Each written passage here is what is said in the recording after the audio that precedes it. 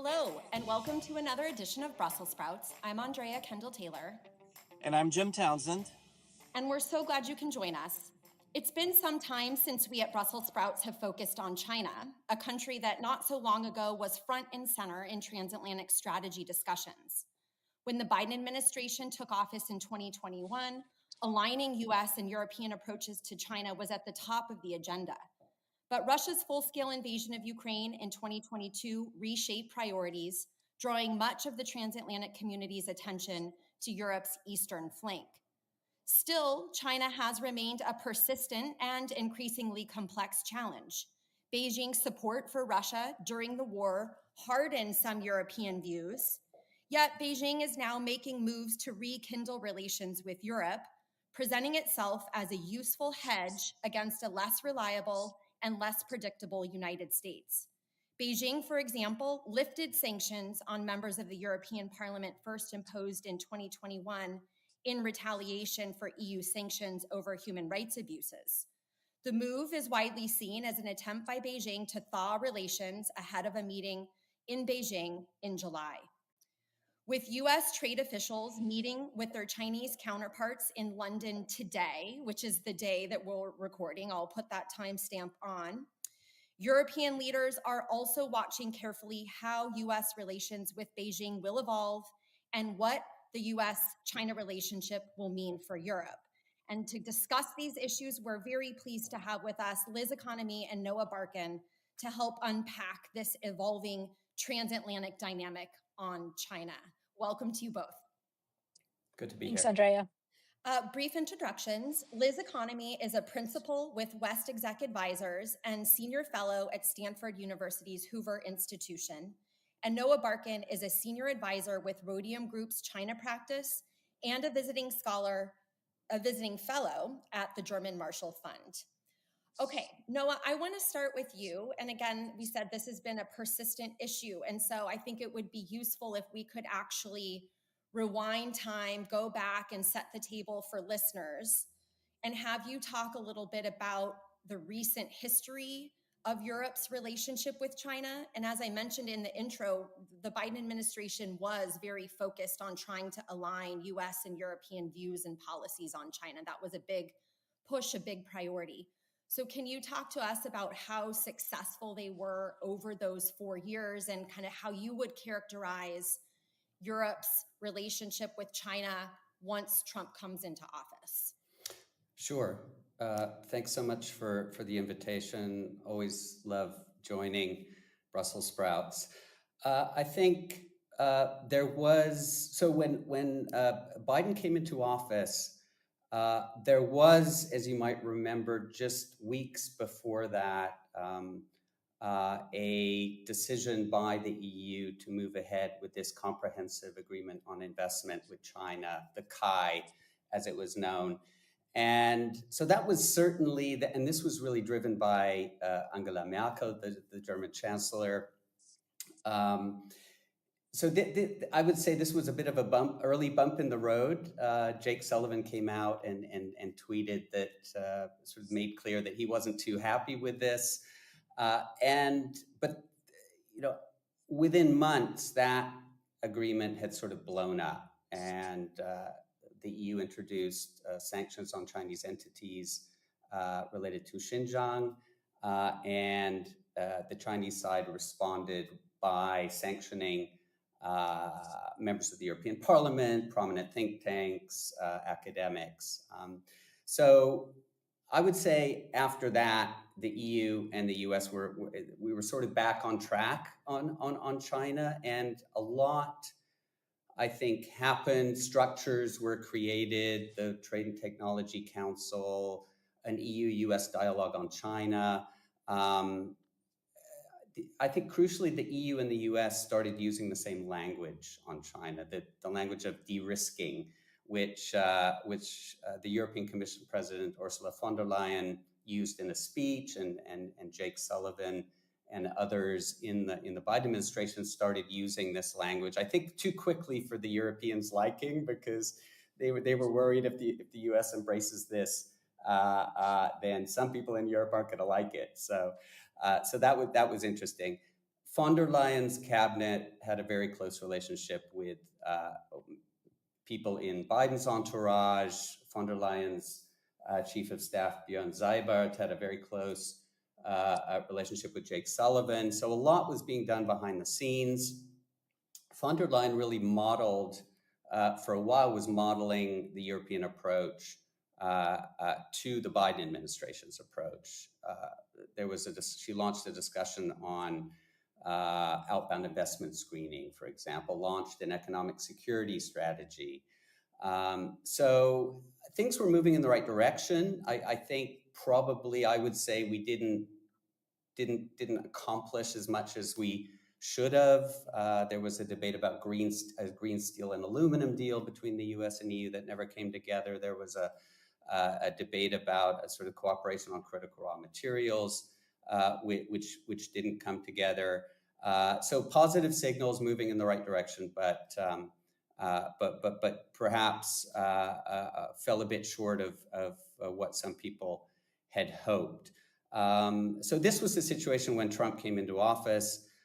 And, the EU-China relationship right now is strained. It's strained because of two main reasons. One, concerns in Europe about an influx of cheap Chinese goods, Chinese overcapacities, threatening European industry. And two, China's support for Russia. And none of these issues have been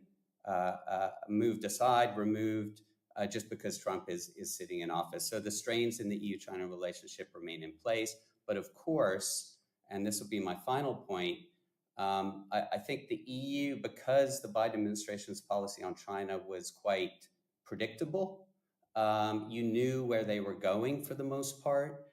It made it easy for the EU to sort of respond to this and shape its own strategy in reaction and in coordination with the U.S. And I think that is what has gone.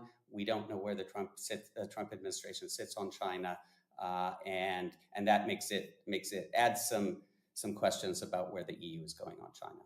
Well, Liz is going to tell us where the U.S. sits on China. That was going to be my next question, which is so kind of that excellent overview, a very helpful reminder. I forgot about the CAI kind of right at the beginning of the Biden administration. We've all been trying to forget about it since it was launched. Excellent laydown to kind of get us up to this moment. And so the elephant in the room, or one of the big factors that I think is shaping Europe, is how they perceive what the U.S. is doing vis-a-vis China. So lots of questions on that front. And Liz, you're going to make it crystal clear on which direction this administration is going on China. I think I want to be a Europe expert on China instead. Can I just take Noah's job and he can take my job? Let me just add one or two things to what Noah said, because I was in the Biden administration at the Commerce Department for a few years as Secretary Raimondo's senior advisor for China. And I would just say that I think we saw a lot of forward movement, not just positive signals, and some of that was not necessarily with the EU per se, but for example, there was the mineral security partnership with some countries in Europe. It wasn't the EU, but there was, an effort to align on supply chains, to forge an agreement so that we could ensure that we had access to critical minerals, because China commands so much of the supply chain, and to do deals with some of the mineral-rich emerging economies. So I think there was that element of it. I think there was also alignment, although not partnership, I think, as Noah was indicating, on the issue of Chinese overcapacity. It's just we addressed it differently. The Biden administration, put 100% tariffs on Chinese EVs, whereas the Europeans did a much more, sort of detailed, focused, and they did policy analysis instead of politics, quite frankly, to try to understand the actual level of subsidies that China was putting into EVs, and to come up with, I think, Noah, you can remind me, was it 30 or 35 or 40% tariffs on Chinese EVs?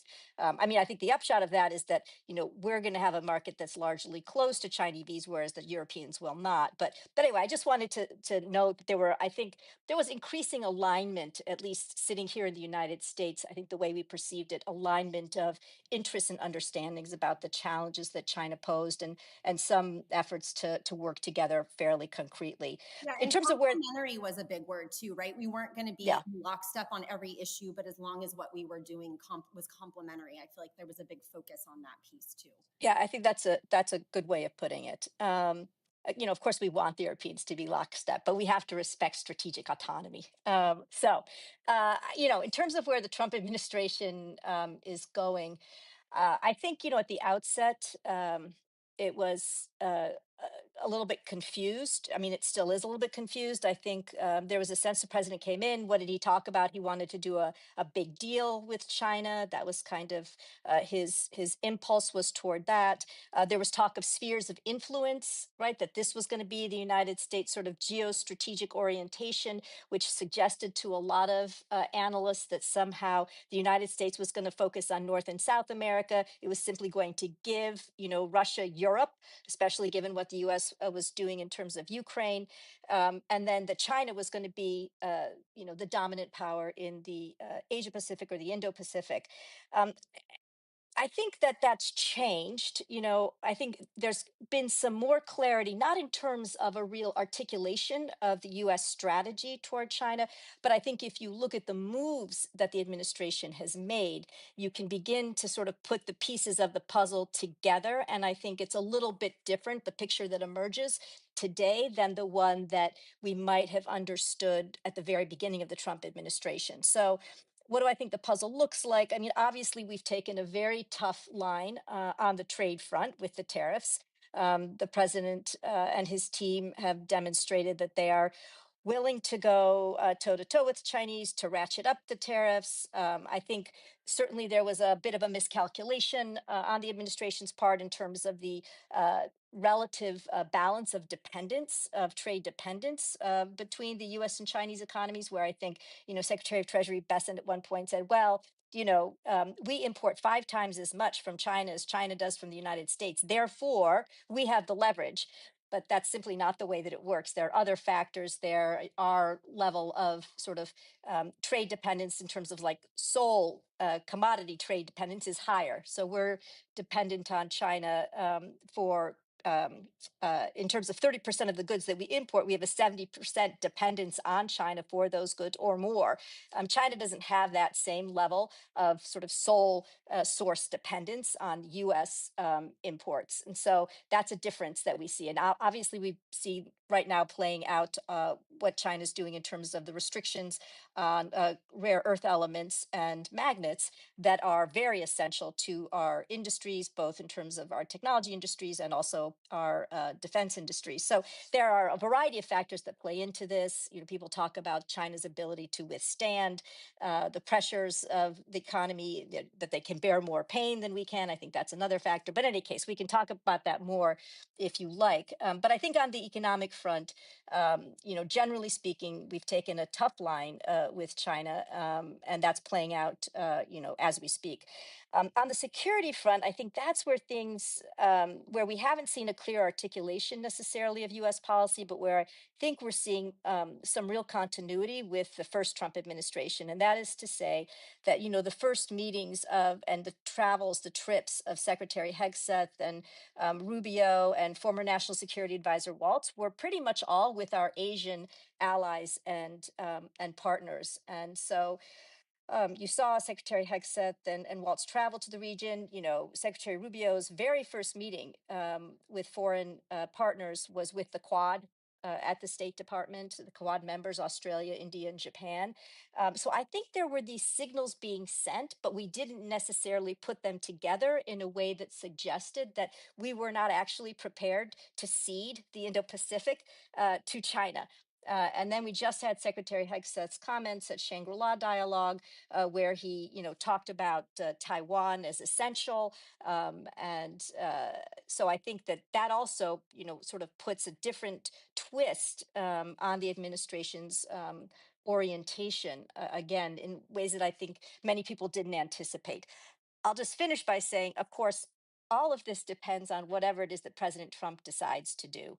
And so, I would never say that what Secretary Hegseth said at Shangri-La is a signal that the United States, if China were to take military action against Taiwan or to blockade Taiwan, that the United States is, going in with guns blazing.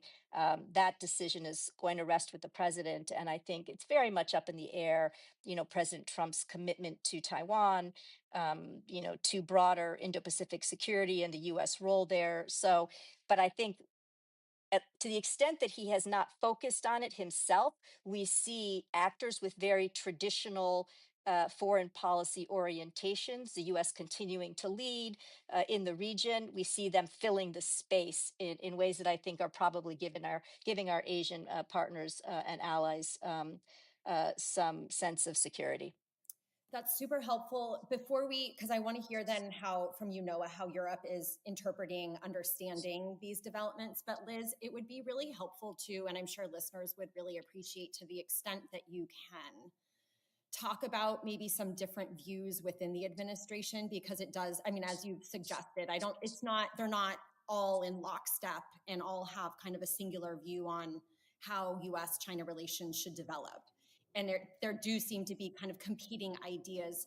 Can you talk, to the extent that you have insight, about kind of different pockets or different poles within the administration that might have slightly different views on the Sure. relationship?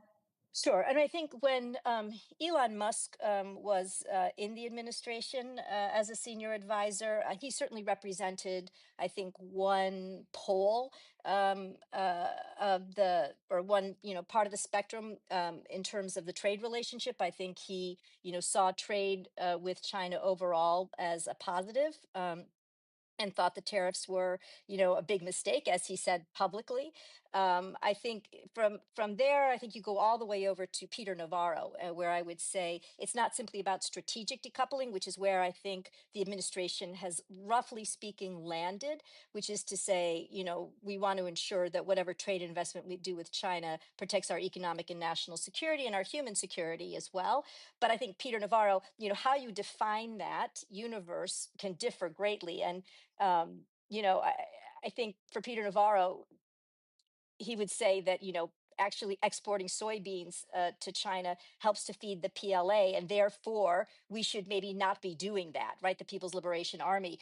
And so I think his idea, it comes closer to real just decoupling of the two economies. And I think that that's not just, frankly, a Trump administration. That doesn't just represent one part of the Trump administration. I think there were people in the Biden administration that I think were close to that point as well, that really didn't think that economic engagement with China, whether we're talking Starbucks lattes or Nike sneakers, in the end, that we needed to be there. And so I think that view is there, but I think that battle has been, for the moment, won by the sort of middle contingent of strategic decouplers. I think on the security front, border security is the number one priority, and then I guess Indo-Pacific security has become number two. I think the idea of retrenching the United States doesn't need to be out there on the global stage. That we need to take care of ourselves first, and this global military presence and this burden is too great, and that's part of the argument for why we've really retrenched in terms of our support for Ukraine. I think that still exists, and that's also I think going to be an issue if and when Taiwan becomes, conflict with over Taiwan becomes a real issue. And I don't think there's been, as far as I can tell, any resolution within the administration between those who believe Taiwan is not a national security interest for the United States, and those who believe that it is. And then finally, I guess I think, and I haven't mentioned this, is just the issue of broader US political leadership on the global stage. And, the United States has traditionally been probably the most important country when it comes to leading in support for things like the rule of law and transparency, broader good governance. US establishes itself as a political model globally, democracy promotion. The Biden administration had, I think, 3 democracy summits. I think this administration has taken that totally off the table. And even Marco Rubio, who I think we all recognize in his heart of hearts, has been a very strong supporter of democracy, of groups like the National Endowment for Democracy, has, pulled off the State Department website. Frankly, something I found shocking, has pulled down that the U.S. will continue to support free and fair elections and the freedoms for people globally. I mean, I find this really remarkable that this is what we've come to. So I think that pillar of U.S. leadership, I think this administration has completely eliminated. And and in some respects, that provides new opportunities for cooperation with China, because we are no longer going to be pushing China to do the right thing in terms of their human rights, in terms of their practices on the global stage, it seems. Yeah, last question, and then Noah, over to you. There's a lot of concern, I think, in the US and amongst others that if Beijing were to ratchet up pressure on Taiwan and, assert itself, that there could be kind of like a wink and a nod and kind of an acceding to Xi Jinping over Taiwan. Do you believe that would be the case? Yeah, sure. I think that would certainly not be the preference of most cabinet members, certainly not the national security members of the cabinet. I don't think it would be the preference of Congress, which has been a very traditional, strong supporter of Taiwan. But I don't think anything is off the table when it comes to President Trump. Now, you could make the argument that he doesn't want to be the president who lost Taiwan. I heard somebody in his administration, told me very directly that the president doesn't want to give Xi Jinping what he wants most. But those are not very deep or principled sort of reasons. We can't really hang our hats on those as sort of fundamentals for understanding what President Trump may or may not do, I don't believe. And so I think for a president for whom sort of everything can be on the table, and then you put things on and you take them off and you see what you can get, I'm not comfortable saying that you couldn't have that wink and nod. But I think he would face a lot of backlash again from members of Congress, and a lot of pushback from people within his own cabinet. Yeah, it is hard. I mean, those statements are hard because you hear it on the Ukraine side too. Like, oh, he's not going to want to look weak early in his administration. He doesn't want to lose a war to Putin, et cetera, et cetera. And that hasn't really carried a lot of water so far. Yeah, let me just say one thing to that point. I'm sorry, I've dominated this discussion, but I do think there's a difference between the way the president looks at Putin and the way that he looks at Xi Jinping. And I think the entire sort of reverse Kissinger, reverse Nixon, effort at the outset, which I know we both agree was not going to go anywhere. But the idea that you would pull Russia away from China, it wasn't about pulling China away from Russia, right? It was Russia away from China, I think suggests that even the president looks differently at Putin than he does at Xi Jinping, and at Russia than he looks at China. So that's just something to keep in the back of our minds. And even the orientation, again, toward our Asia Pacific partners, which is so much more positive than it is toward our European partners. So that's just, a little bit of a framing that's been in the back of my mind. Well, to pick up on that point, and then Jim, you can hop in after this, but to get back to Noah, that the difference between kind of views and attitudes of Indo-Pacific partners versus European partners and allies is a really interesting point. And Liz mentioned this in her overview on the Shangri-La comments. I mean, that the speech by Hegseth was really notable in its difference from what he said when he went to Europe. And so can you talk a little bit again from how are Europeans understanding and interpreting what the Trump administration is doing with China and what the big concerns are? Yeah, well, I think Liz said it quite well. There is a degree of confusion. I'm always struck when talking with EU officials how often, not just EU, officials in some of the big member states, how often they mention the risk that Trump goes behind their back and does a deal with China and leaves Europe sort of out in the cold. I always say I don't know what that deal looks like. I mean, clearly Geneva was all about just de-escalating from extremely high tariff levels.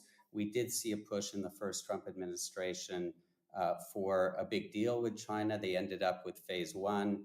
the phase one trade deal, which was a rather underwhelming, I think we would all agree, agreement, which essentially involved China buying soybeans and other U.S. products to reduce the U.S. trade deficit. But at the same time, it's clear that, as Liz said, Trump is a deal maker, and he invited Xi Jinping to his inauguration. He has reversed course on TikTok. He is not focusing on human rights as previous administrations have. Some prominent, I've lost track of who's in the NSC and who's out, but we've had some, I think some prominent, certainly Mike Waltz, some prominent China hawks either pushed out or seem to be on their last legs. So there is some confusion about where the administration is going on China. Honestly, I don't think that has a big impact on how the EU is approaching China. I think, I mentioned the problems in the relationship. We do have an EU-China summit coming up at the end of July, and we can talk about that in more detail perhaps. But I think these issues that remain problematic for EU officials, for politicians in the member states when it comes to China, its support for Russia, the imbalances in the trade relationship, these aren't going away. In fact, I think they're arguably getting worse with Trump sitting in the White House for various reasons. So while there is this concern about Trump maybe overruling some of the more hawkish elements in his administration and trying to push for something with China, I just don't know what that looks like. Well, hello to both of you all. It's great to see you, and thank you so much for appearing on the show. Something, Liz, that you said that really struck me, and I want to follow up on it and just start off by saying that in my mind, as I've watched Trump deal with the tariffs, and I think about just, at least I'm not an economist, but I just keep thinking about the bad economics, at least what I studied in macro, macro in school. But it just seemed he would just, his instinct and what he was saying and what his end goal was, bringing manufacturing to the U.S. and all this type of thing, was just incredibly bad. And I kept thinking, well, the people around him at least seem to have a financial background. They seem to be hedge fund managers, but they seem to be, at least probably, maybe they took micro and macro too before they became hedge fund managers, right? The Depsec Death is one. Scott Bessett is one. There's others that have been given big jobs, and I keep thinking they know this is bad. Maybe they're afraid to tell this to the president. They don't want to get fired. They want to be part of the team. But late at night, they're up sweating it out, saying, "Jesus, this is just terrible." But then, and that was my assumption. I said, at least there's some people in there who know, who know. But when you said that the administration made that miscalculation on the Trump tariffs up front in terms of the volume and type of trade between the U.S. and China, and what Scott said, I thought, oh my God, he never took micro macro either. He's so my question for you all is, is my assumption going in there, and my at least a little bit of a good feeling that people around him know this stuff, that maybe based on what Scott said, that these guys they might be hedge fund managers, but that's all they know is how to make money in some mysterious way. They're not really people who understand trade and economics, macro, micro. They're just these guys who are making money. I mean, tell me I'm wrong, and that actually these guys are brilliant economists and they're just very wealthy. But tell me, how could Scott make such a bad miscalculation? How could they do? How could he do it? I mean, explain him. So I'll say one thing, and then Noah, you definitely weigh in. Kevin Hassett was my college classmate, And I have to say, he's actually a really smart guy, and he's written for many years about how tariffs are not the way to go. He's a very traditional Republican. It's like reduce taxes, and you can, sort of, do something about regulation. I mean, those are basically that's the Kevin Hassett platform. My sense is that's really actually also the Sagat Besant platform. I think you saw in that, as the sort of global tariffs were being rolled out, and you saw the huge and negative reaction from, the US market, um, you saw both Kevin and Scott out there on TV getting a little bit ahead of themselves, saying, this is only about sort of the 15 or the 17, most important countries, the trade deficit. The rest of them don't matter. We don't have to go after Madagascar with its, selling us cinnamon and cloves or whatever, vanilla. But, just these 15 to 17 big economies. And then they got pulled back. And then ultimately they kind of won the day, I think. Right. So it's really about these, big economies. I mean, the UK deal, it's a country that we have a trade surplus with. I mean, it's so ludicrous. These guys clearly know better. I think Bessent's comment was really just to try to justify what they have to do, right? And that try to give some sense that the U.S. is going in strong. I do believe that several of them know better. And Kevin has a PhD in economics. He's a really smart guy. That much I know.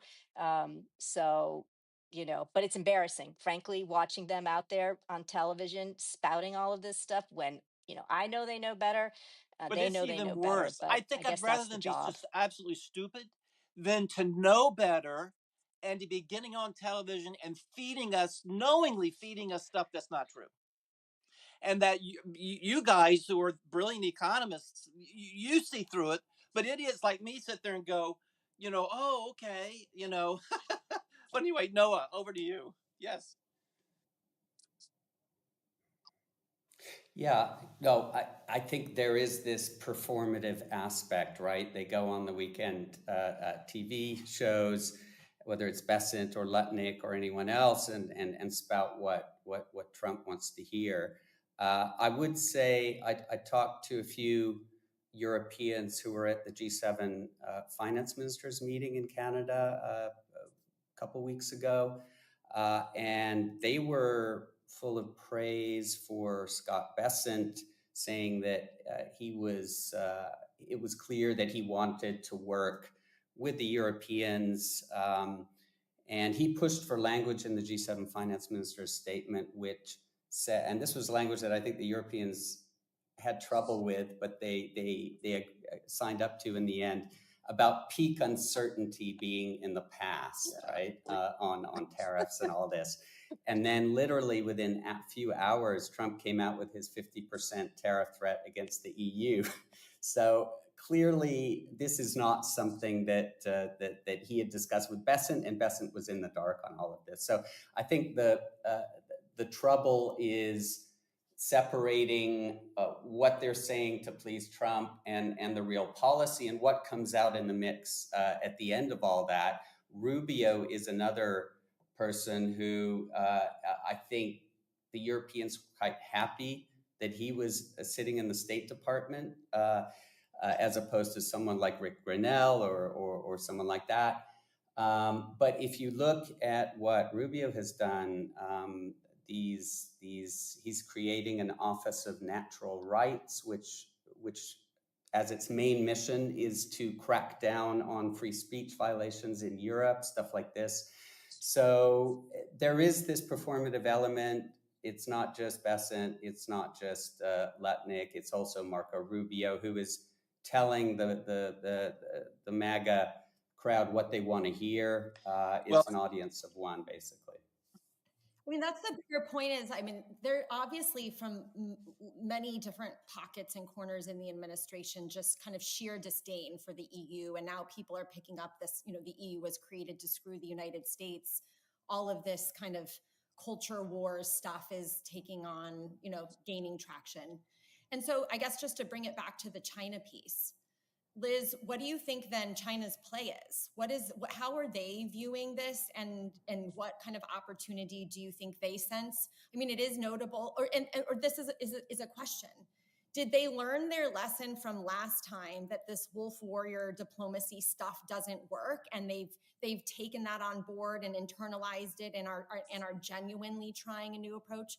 But I'd love to hear both of you then about, you know, the view from Beijing and what could I add to that real quick? they see. And added to that, are the Chinese also, probably like Putin, also sitting there and scratching their heads about Trump and so uncertain of what directions he's going to take that they don't even know what their next step should be? I mean, the view from Beijing, does it include that, where where it's making their own decision making harder because they just can't judge where he's going?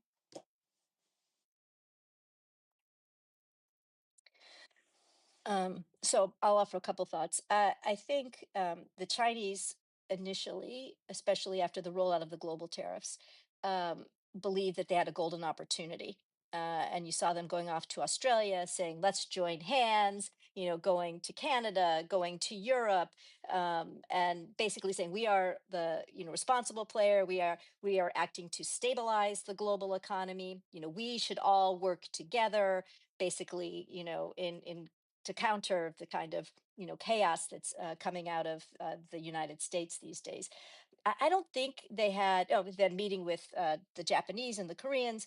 I don't think they had a lot of takers from the sort of the G7 world. I think there's openness to hearing what the Chinese have to say, but at the same time as they were out in Australia, they're doing these military exercises, these naval exercises between Australia and New Zealand, where they didn't tell them in advance, and so I think it's not as much the wolf warrior diplomacy. I do think overall that's been toned down, but it still comes out at certain points, that kind of lecturing and hectoring tone. Um, but I think that they continue. They'll say this sort of stuff. They'll try to make nice, but they continue to do whatever it is that they actually want to do to advance what they believe to be their own strategic interests, and they don't link the two very well, right? So they don't see that at the same time as they're trying to make nice and say, come into the China fold, they're doing things that signal to these same countries that they cannot be trusted.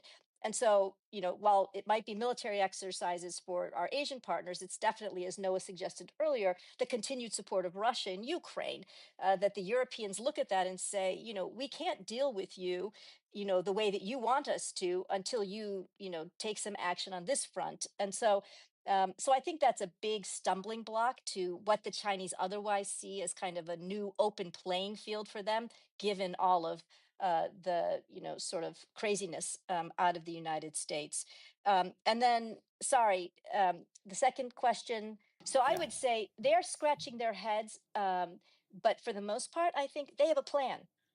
And so here's the United States. It's doing what it's going to do.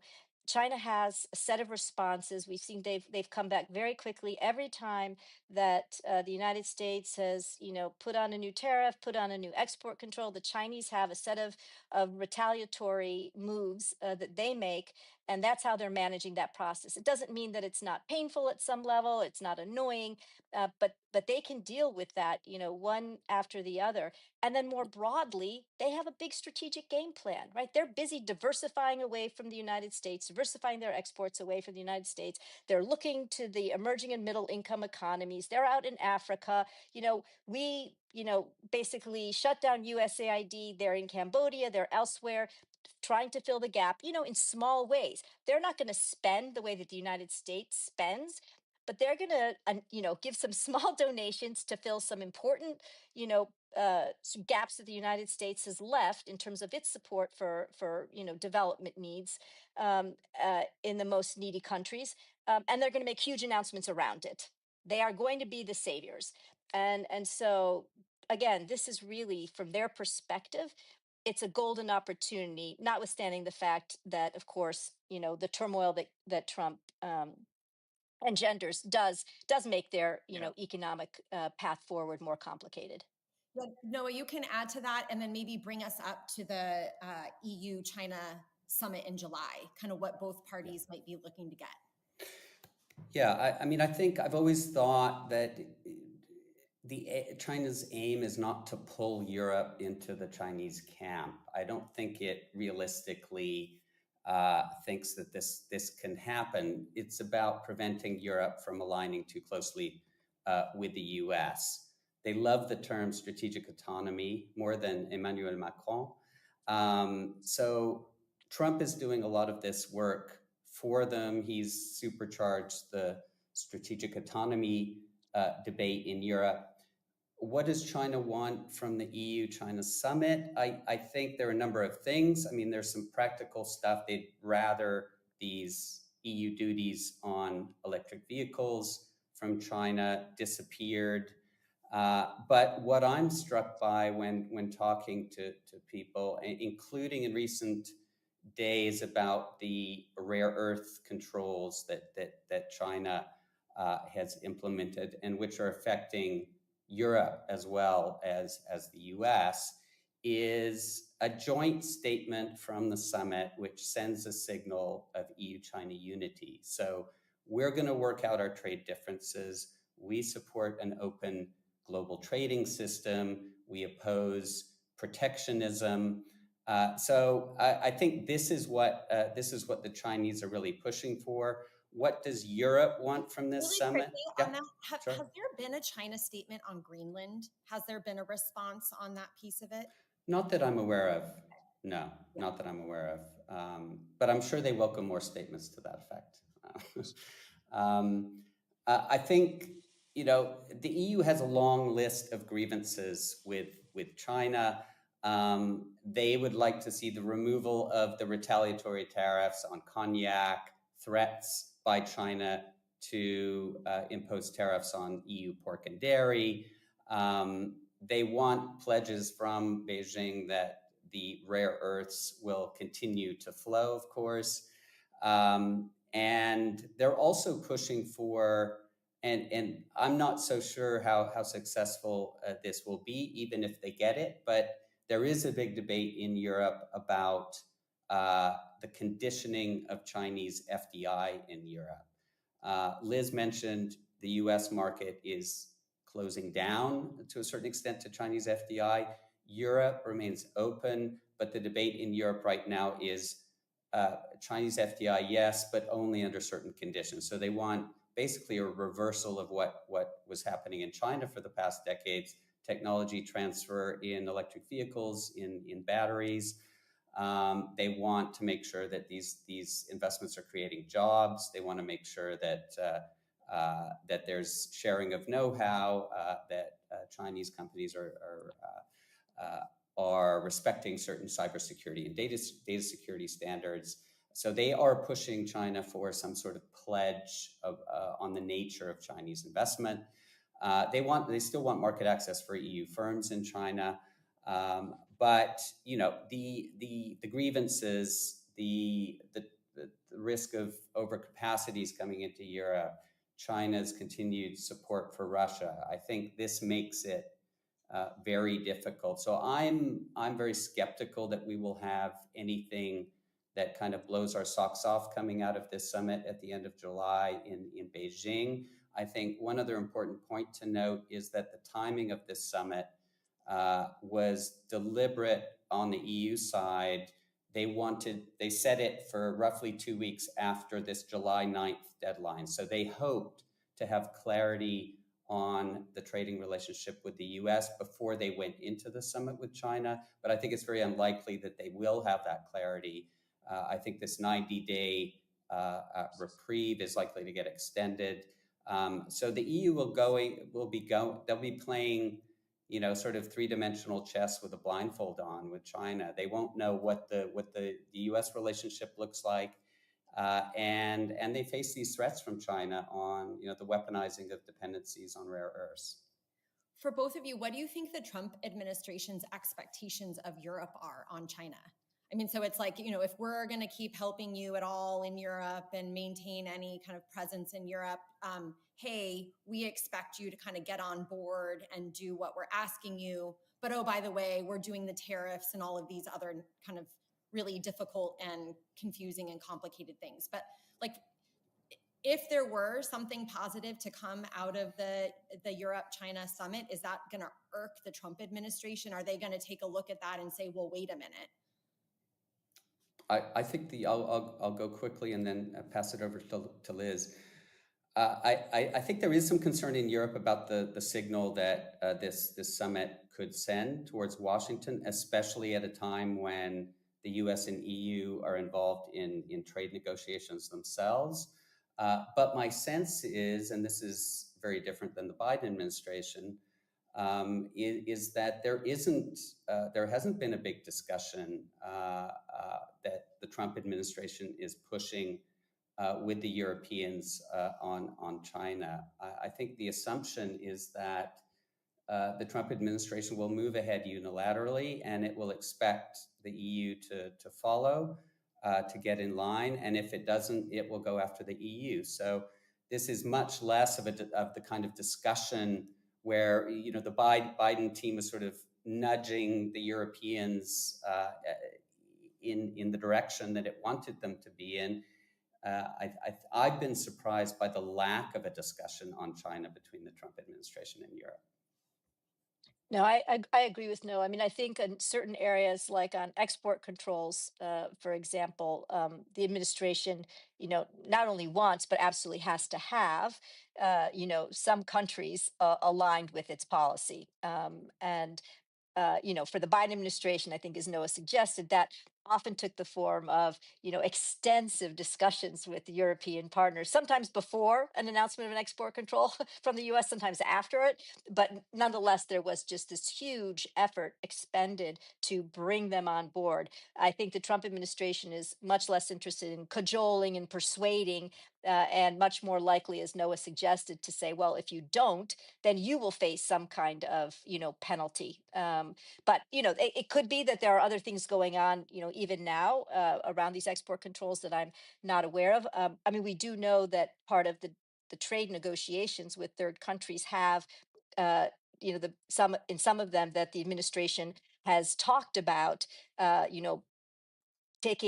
moving the countries away from China, as in the supply chain. So basically saying reduce your dependence on China as well, right? That's part of our bilateral negotiation, is that you agree to reduce your trade with China. So in that context, you could imagine that some of these discussions with European countries might involve, and with the EU might involve some of that. But yeah, I don't think it's about partnership and coming together, and it's a shame, right? Because we do share so many of the same concerns about the way that China does business, about the openness of their own economy to our businesses, about the Made in China 2025 technologies, and the fact that we're going to be facing the same issue of overcapacity in a whole array of additional, goods moving forward, like new materials and medical devices, et cetera. So there's a lot that we should and could be cooperating on, but that doesn't seem as of yet to be the orientation of this administration. Yeah. I have one final tangent, Jim, unless you've got something else you want to throw in. Well, I was just going to ask. Trump and van der Leyen had a supposedly a good conversation a week or so ago, and I was just wondering. I wonder what they talked about. But nah, let's don't even go there. So, Andrea, over to you. I don't know. Wait, I want to know. Yeah, I go want to know what ahead. they talked No, about. what do you think? Any speculation? No, I have no idea what they talked about. I think it's positive that they had a conversation. Trump refused to speak with von der Leyen for the better part of 4 months. Then they met briefly at the Pope's funeral, I believe it was. And so I think it's great. It was interesting. I thought that Giorgia Meloni, if I read this correctly, facilitated that conversation and encouraged Trump to speak with von der Leyen. I don't read this as some sort of the blossoming of a great relationship. I read it much more as a de-escalation between the EU and US. And I think the Trump administration has shown that it doesn't like the EU. The EU is the ultimate deep state. And it's going to be, you could decide whether it's just undermining the EU or out to destroy it, but it's not gonna be heading in a good direction, I fear. Yeah, good point. Okay, my final tangent, it's related. We've already talked a little bit about it, but it's the Chinese support for Russia in the war.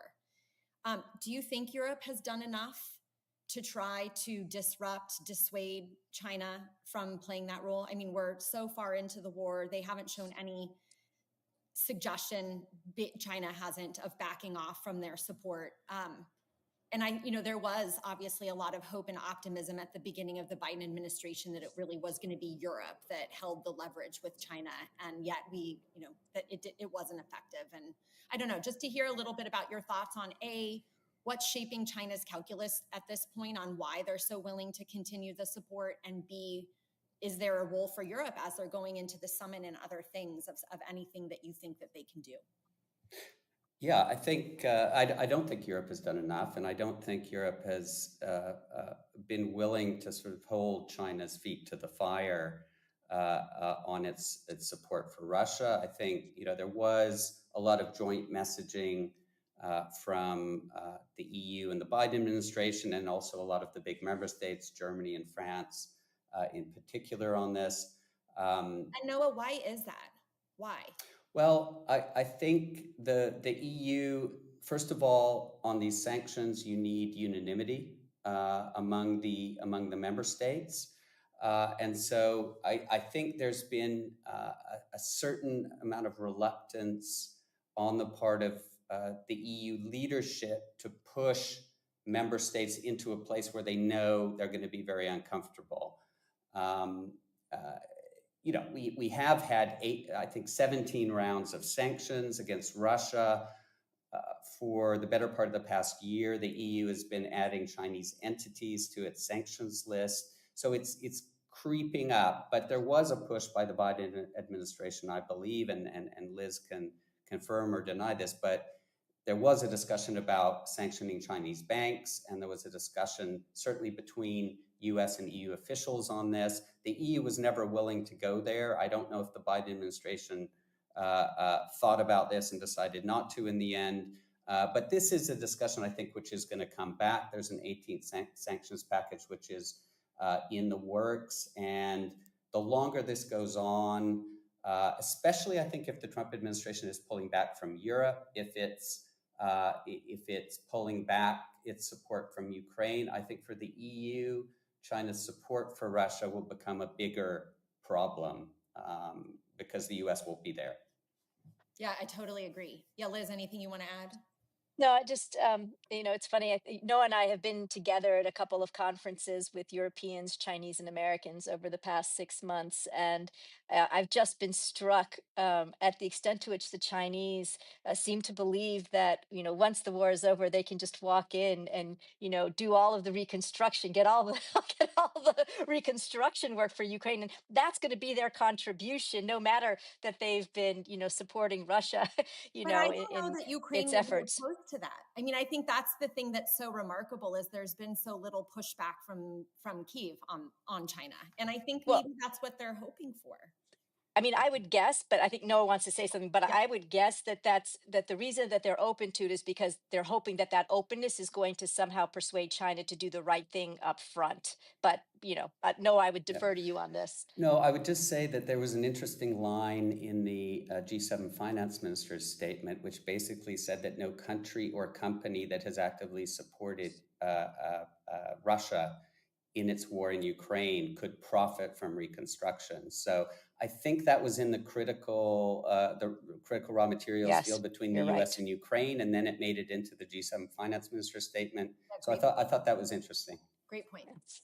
But Liz, go back and, I mean, just really to pick up on what Noah said, kind of what the Biden administration had hoped Europe would do, and any kind of last words on China's calculus. I mean, you mentioned, they're hoping they're going to walk back in at the end. Yeah, I think basically, at the very outset, Xi Jinping determined that his long-term strategic and China's long-term strategic interests rested more closely with Russia than it did with the United States and Europe. There was a lot of debate within China about this. A lot of Chinese analysts, said that the administration that Xi Jinping leadership was making the wrong decision, that this was a golden opportunity to align with the West.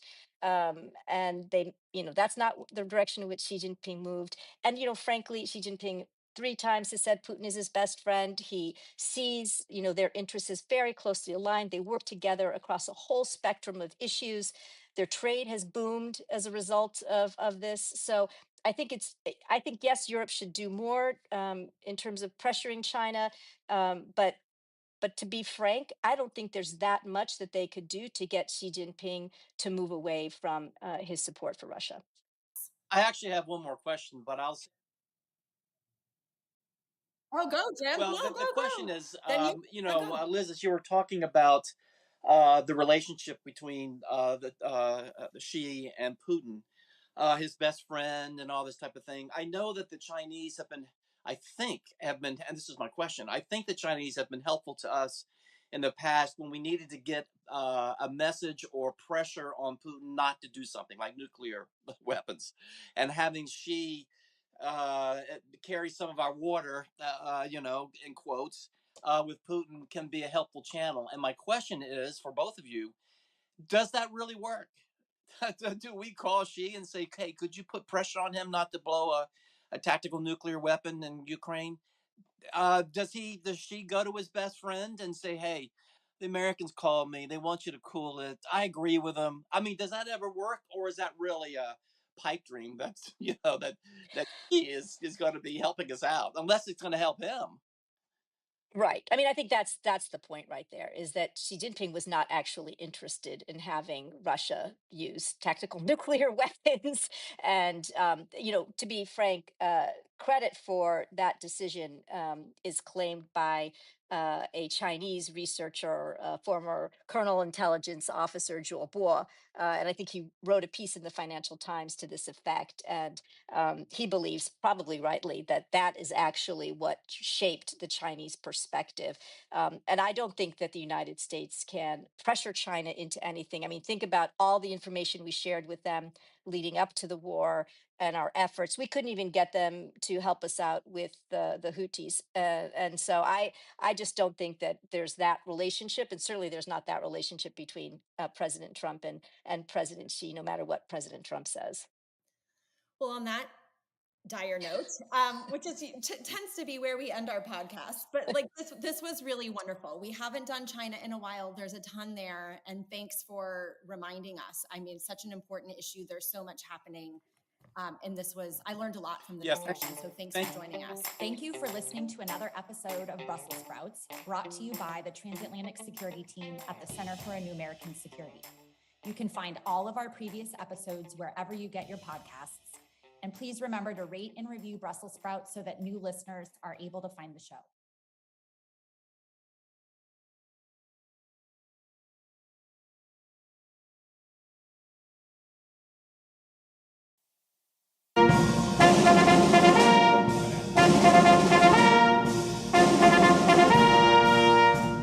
Ladies and gentlemen, the President of the United States.